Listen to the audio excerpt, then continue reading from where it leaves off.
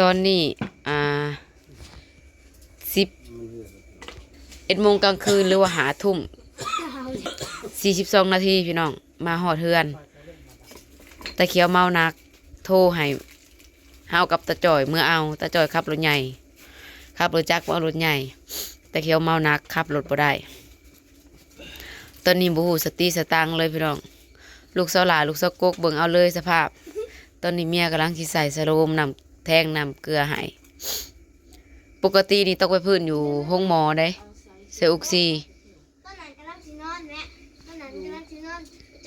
สายสโลมบ่มีเวนอีเตี้ยมาเอาของเขียวเขาตื่นจะมาของเขียวมั่งเขาก็ลุกขึ้นมาปุ๊บปั๊บมานอนเลยมึงก็ตื่นไว้กูมึงอีกเนาะมึงน่ะปลุกยากมานอนเลยแม่เจ้าสิได้นอนบ่แล้วสิควงเคอยู่มือแล้วก็ใส่หัวอยู่เฮาว่าเราเมื่อยเฮาว่าเอาเราไปห้องหมอไปหยังใส่เป็นเหลี่ยม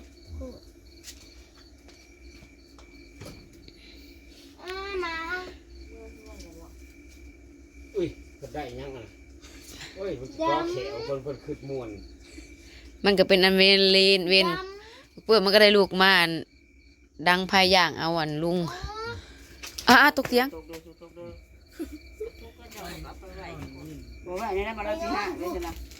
แม่เราห่างกันเราห่างรถเราห่างบ่ได้มียังมีแต่ลมเป็นต้นยางสิล่างดอกปูนไม่โหลดปูเต็มอยู่ห่างนะพระโหมเพื่อนอีกมันกองงอกโลดสิล่างเคยวัดถ้าจะคือนอนบ่อยไปปลุกมาโลดอีสมนะคือไปเอิญมาโลดไปไปคนไปจัดการไปขึ้นทางหลังพอพ้นห้องเครื่องหัวมันนานไปห้องเครื่องหัวมันโถม่วนบุญบานจนหนอกเอาลงตะโลดก็บ่ได้ใครแต่เปิ้นอุ้มคล้อมลงมาตกเด้อ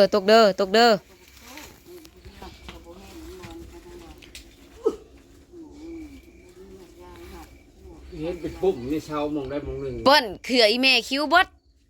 ไปแม่ยางคิ้วนะเอาออกไม่ทันนะ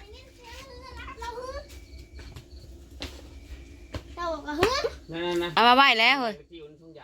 บ่ยางหัดเคนอีพ่อผู้ใดผู้เราเห็นแล้วยางหัดเคนคิ้วได้เปิ้นเอ้ยเจ้าเป็นยัง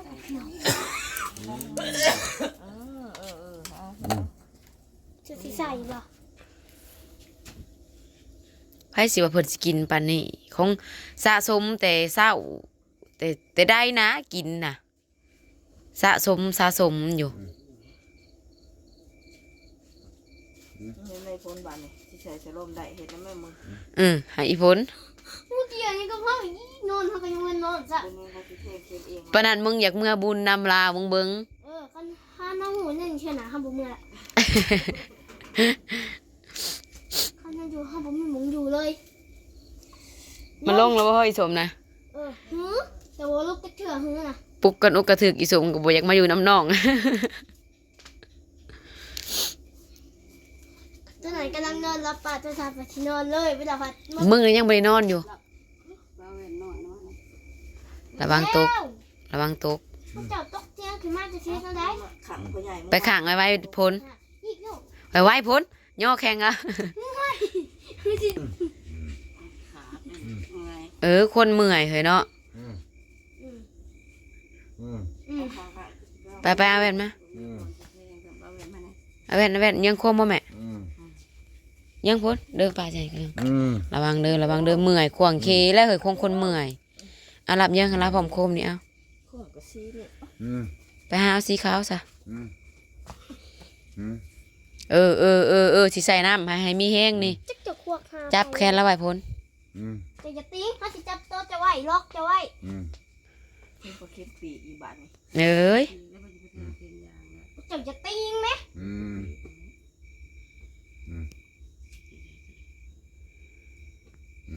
ว่าจะอย่าติ้ง อืม อย่าติ้ง บ่ได้นอนกันมื้อนี้พี่น้องถ้าสโลมแล้วบ่เบิดนี่เราสิควงเคอยู่นี่ เจ้าอย่าติ้ง อืม จะเขาบอกน้ำไผ่บอกเราจะเขาว่าเขาใจหรือบ่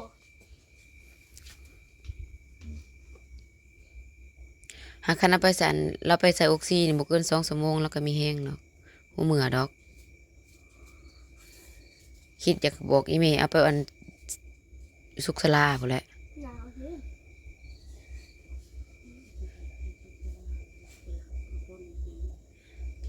คำ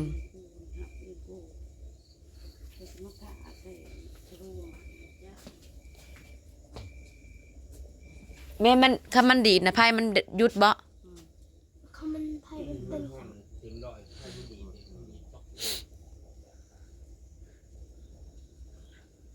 เอาบ่ต้องเอาเข้าในเด้อเปิ้นเอาออกมาวางนอกให้มันอายอุ่นขึ้นใส่ลาวซื่อ ทางหัว ๆเพราะว่าเราใส่ยาอยู่บ่ต้องใส่อันนั้นให้เราหลายดอกต้องอยู่ในแขนตลอดได้บัดนี้ อืม อันนี้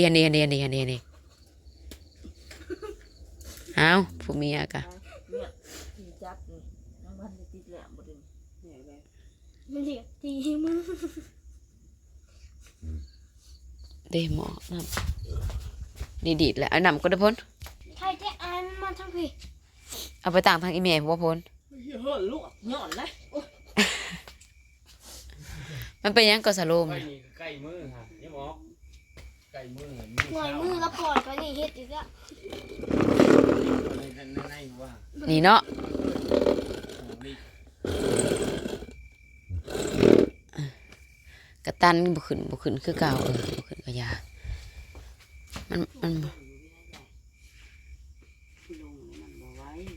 คนเมื่อยก็อย่าเอาลงหลาย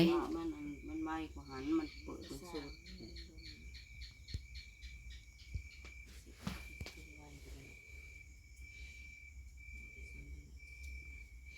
ไก่ข้างหลังนั้นจริง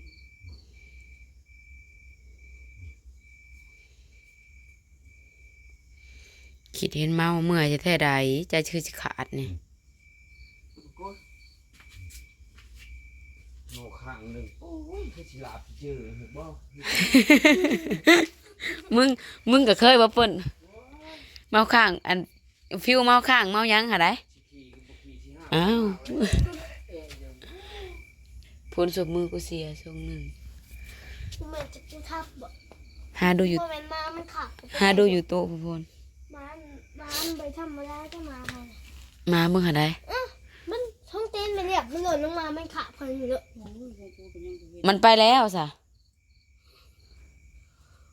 มันมายังลงลงมามันขาดก็ไปหล่นมาหน่อยนะก็มาใหญ่นะ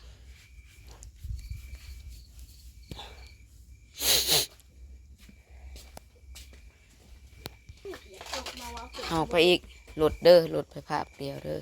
จูงไปทางไหนเจ๊จูงทางไหน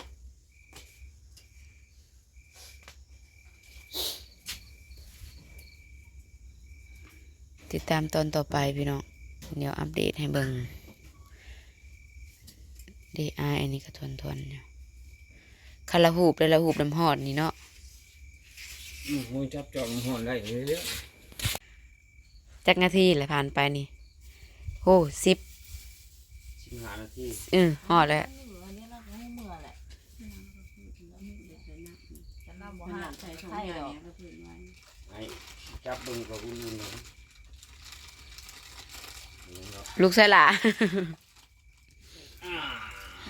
เขาสอบมันกันตั้งเท่าไรน้องน้องเอ๋ยกับบนเมื่อน้องกับบนเมื่อบนเมื่อจะคนบ่ เมื่อกับบริสุทธิ์น้ำสุกูได้มันกะลินเสยเด้อเสยมันสื่อกินแดมแข็งสอกแข็งใสเด้อเตรียมเย็นๆน่ะใส่ยาเพิ่มมึงบอกให้เราได้ก็ผลตอนสิเมื่อนั้นได้ก็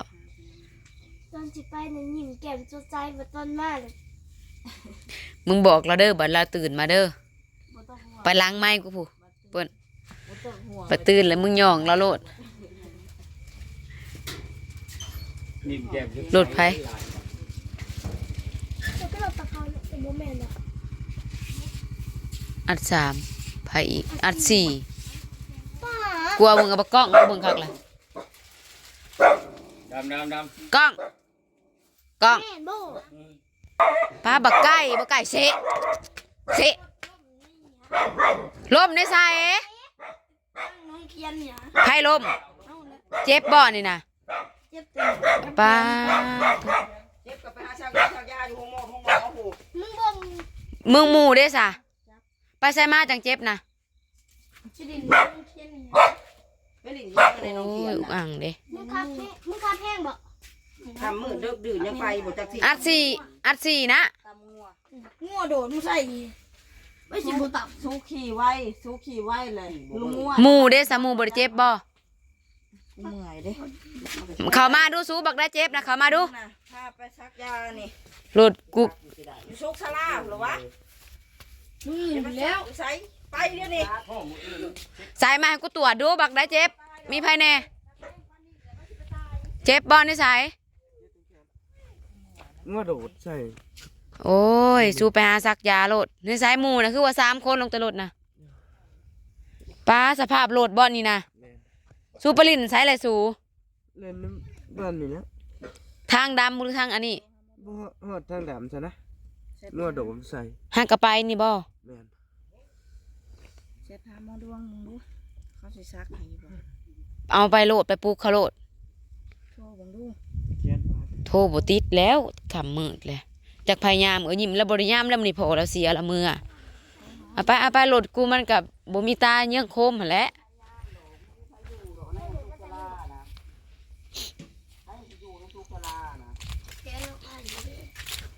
ไข่ใต้กับไข่ดีกว่ามาสอน โอ้ยแค้นขโลยอีกแล้วกูเบิ่งคักแล้ว ไปบ่ โอ้ไปแล้วมื้อนี้ก็บ่ต้องนอนกันพอดีพี่น้องร้านอัดสีมารถล่มกันอีกมาย่างกันอีกตะเคียวกับเมามื้อนี้กูบ่โทรบอกแม่มึงเวียนแม่มึงนอนบ่หลับให้แม่มึงเบิ่งคลิปเอาเปิ้นมาย่อเตานี่มาใส่ให้เขาเปิ้น ใช้หมอ เจ้า ในร้อย อยู่แล้ว เอาหมอลง บ่เลยพะสิไปคุมบักไก่กับบักอันนั้นน่ะ ใครเป็นคนขับรถจ้ะ สู้บ่เจ็บปานใดสู้ก็พออยู่แล้วบักไก่กับบักอันนั้นมันเจ็บนะบักไก่นี่แค้นนี่เสียนขโลยอยู่นี่นะ ขโลยดอกมันย่อได้อยู่เขามันขโลยมันสิแนวนั้นมันก็แล่นต่อแสะอยู่เลยกูจะให้มันหล่นเตะเสะลงหูมันจะไปใส่บ่ได้มันจะพอดี ดงๆกัน ขึ้นมาครับ มาให้เอาหมอนออกมามันช่วยยักมือกะย่างจักหน่อย ย่างจังน้อยจังมื้อบ่ได้อยู่ฮอดแจ้งดอก ได้อยู่ฮอดแจ้งฮอดหู อย่าไปซ่าเราจมปกติของผู้เฒ่าเราเมาคลิปย่างเอาก่อน เจอสามีชุ่มเมื่อแม่ช่วยสิไปตัดคอบ่บ่ สู้ไปน่ะกลัวสู้บ่ย่างเลยบ่จักแหละคันสู้ไปทางอื่นนะ คนหนึ่งเลยจ้ะ ไปย่อมาเปิ้นเตานี่ยังวะ เอ้าเจอมาแล้ว เปิ้นเตาตัวมึงอันบ่ได้เอามาเบิดเตานั่น ตีนบ่ไก่นะใส่ให้แล้วบ่นั่นเลือดออกอยู่นั่นเลย ทาแล้ว ถ่าแล้ว ข้าวบกคนย่างข้าวไผ่อีกแล้วหาย่อเตามากับย่อ อย่าพาเอาไก่อย่าพาเอาไปหนานมาห้องพื้นสาดก็รับเอามาเซิงบ่บักไก่นอนนี่เบิ่งกับบักอันนั้นน่ะเฮียงกันเอาห้องพื้นสาดพุ่น น้อยไม่นานนี่เอาค้างไปก่อนค้างใส่เตาให้มันอุ่นจะเอาขึ้นไปห้อง คือบ่ปิดออกการมัน ปิดเอา ปิดเอาแค่ยังให้มันหอม บ่นะเอาข้าวเปิ้นกูสิหยัดใบหนาดเขานี่มันสอยมันเกาะขึ้นมาเถอะเอาใบหนาดใส่แล้วมันอุ่นอันนั้นน่ะอ้อยขึ้นมานอน บักนานาบักขับรถนะบักเสือดำนะเสือกลางกันแดงนะขึ้นมาเบิดทุกคนนะ เขาเป็นบาทแล้วก็เอาไปท่ายเขาได้ดิ บาดและแขนบักอันนั้นนะมาแก้เอาแม่เสือขยาวนะครับท่ายานะท่าให้ในสม บ่แม่นบักม่อนบ่ บักบักมนลูกไผ่บักมนน่ะ โอ้ยลูกบักน้อมร้านพ่อใหญ่ป้อมร้านแม่ใหญ่แวน ซ้ำพ่อจังยานบักอันนั้นนะพี่มาหามาท่ายาขึ้นมานอน ว่ายากใช่นี่ตะวันมุกปัดย่านไผ ขึ้นรถ มาพี่ให้สมท่ายาให้สมพระท่าไอ้เนี่ย มันหลายคนแล้วขี่กันคันเดียวกันบ่นี่ คันเดียว4 คนเลย บ่แฟนรถ ได้ใส่เบอร์หลอนอยู่นี่ดอกกูให้ชุ่มว่าอยู่มันยากก่อนมันเย็นเขามาเอา สลายได้ ยานแม่ยันตายบ่ลูกอันบักนอม โอ้ยตีกระดูกขาเข้ามา แม่จะหูบ่คันไอ้ป้อมหูนั่นนี่นะแล้วมันสิแนวใดมันสิตายกะยาแล้วเว้ย ขึ้นย่างนี่ เขาบ่สิเฮ็ดจังไผไปสิขาลูกตัวเองบ้านน่ะมึงก็ยังบ่หลาบเนาะปืนน่ะขามหัวมึงเทื่อนึงมึงก็ยังบ่หลาบเนาะ ชี้ป้ายเถื่อนได้นะ สิหัวซะดอก ย่อมมึง อันท่าให้อ้ายในลูกท่าให้อ้ายแหละมานอนเฮียบักไก่เด้อบักนะ กูว่ากูมึงยังบ่ถูมึงเนาะ สิหัวซะดอกพี่น้องเอ้ย ช่วยเป็นซ่า อันนั้นก็เอามาโปงไว้เจ้าจะขึ้นนอนก็ขึ้นรถ ยังมีค่า เขาไปลิน เขาว่าวันเกิดหมู่บ่บักแม่เฉพาะลงรถจังแตกนี้บักน้อมกับอีหลอนะลูกบักน้องกับอีหลอแตกนี้ว่าลูกไผบ่กล้าบอกเฮาถามบักอ้อยว่าบันดมงน้อยน่ะลูกไผอ้อยบ่จักมันเป็นลูกไผบ่จื้อมึงรู้มันตัวน่ะบักอ้อยน่ะแท้น้องหัวมันเองมันก็บ่จักมันบ่อยากบอก ลักษณะ กูสิบอกแม่มึงเข้ามาเบิ่งคลิปถ่ายคลิปโลด อย่าเห็นผู้ใดนี่ เอ้า เป็นอะไรอีกขายได้สิบ่เห็นอะไรอีก ย่างเนาะ เรื่องของเจ้าเรื่องของ เอา เจ้า เข้ามาเรียนในรถ หิบคืนนะมึงผู้เจ็บแห้งนะคืนไปมึงน่ะลูกไผบันหอยปังน่ะลูกไผบันหอยปังน่ะอย่าตัว ร้านไม่พูด ฮะ ร้านไม่พูด ร้านแม่ผู้บ่จักเฮือนวังได้ไกล ลูกไผโลนะมึงจะไปบอกร้านกูบ่จักกูเฒ่า จะถ่ายแล้วเนี่ย กูจะฮู้ ลูกพ่อหน้าแล้วนะ ฮะ ลูกพ่อหน้าเมียไปครับ หน้าเป ลูกไอ้แปรบ่ แม่แปะ แม่เปบ่แม่นพ่อเป ปนพวก โอ้ยบ่จักขนาดนั้นน่ะขึ้นรถนอนรถ แล้ว อย่าไปบักน้องมึงยับเอาอ้ายแน่ อย่านอนลงห้ามนอนลงจนไหนเขาอภัยเขานี่ โอ้ยเห็นเชืองหนาอยู่ มันเอาพอมึงผูมันจังความมึงฮู้บ่ ลูกหลาน3 คนพี่น้องผู้นี้บ่ฮู้หักอย่างเอาเบิดกูคน มากับร้าน สองเหตุการณ์เกิดพื้นพร้อมกันเลยตะเขียวกับกูดจูด พี่น้องเอ้ยเขาเธอน่ะน้ำไม่แสในมือน่ะมันคืออยากสั่นลงแบบ บักเธอสั่นดอยๆเลย มึงนั่น บักน้อม